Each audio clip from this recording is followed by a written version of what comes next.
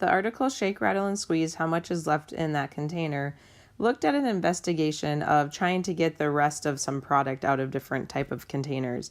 So in a sample of 5 6-ounce tubes of toothpaste, so right away we have 5 as our sample size,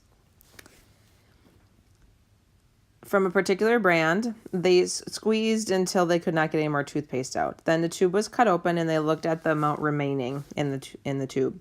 For the sample, the mean and standard deviation of the amount of toothpaste remaining was 0.502, so that is our X bar for our quantitative data, and the standard deviation is 0.102.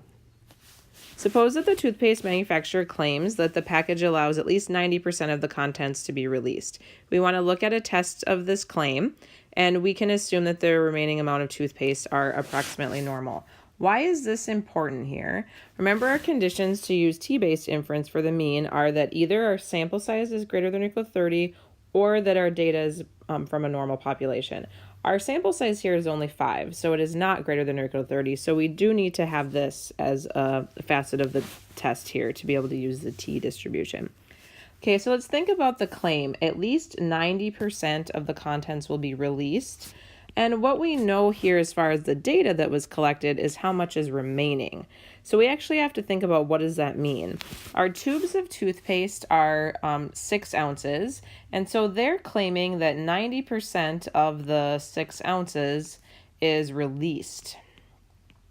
How much that would be if you take 90% of 6 is 5.4 ounces that is released. That's their claim. And what we're measuring here is how much is left. So if we have 5.4 ounces released, their claim is really then that you would only have 0.6 ounces left. Okay, so that is what we want to test for to match up with how the data was collected. So our null hypothesis will be that we have a value of 0.6, and our alternative will be that the amount left is actually less than 0.6, so that we're getting out more than 90% of that toothpaste. Our test stat then t is the sample mean, 0.502, minus the test value, 0.6. Yep, that's right, minus 0.6, divided by standard deviation, 0.102, over square root of n, which is 5 here.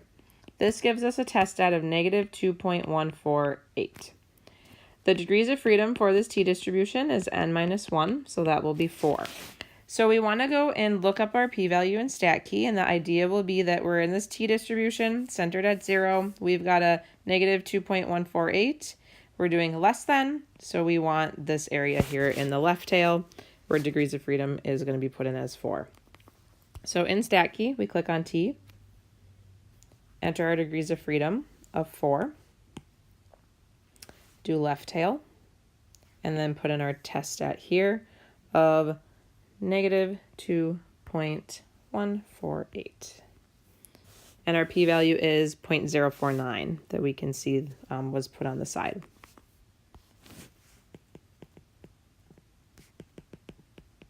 So at a 5% level, our p-value is just a little bit tinier, so we will reject our null. And we would write out then our practical research conclusion, which would say that we have significant evidence of HA. So we have significant evidence that the population mean ounces of toothpaste left is less than 0.6 ounces, and the manufacturer's claim holds.